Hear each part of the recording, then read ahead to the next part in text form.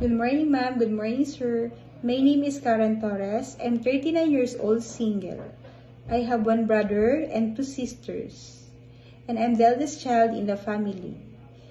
I work in the Philippines as a domestic helper for 2 years, and when I started the job, there were two kids ages 6 years old boy and a girl 8 years old at that time.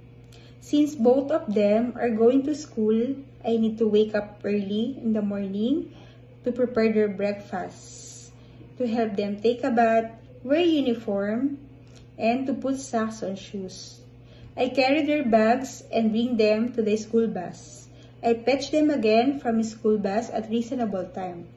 I can also do cleaning, washing, ironing, going to market, and cooking. I want to work in Hong Kong to earn more money so that I can help my family financially and need save something for my future.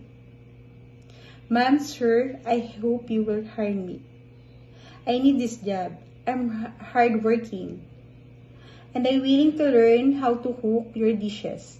And willing to adjust Hong Kong style about taking care of children. I hope you like me. Please sign the contract with me. I want to work for you in the future. Thank you and have a good day.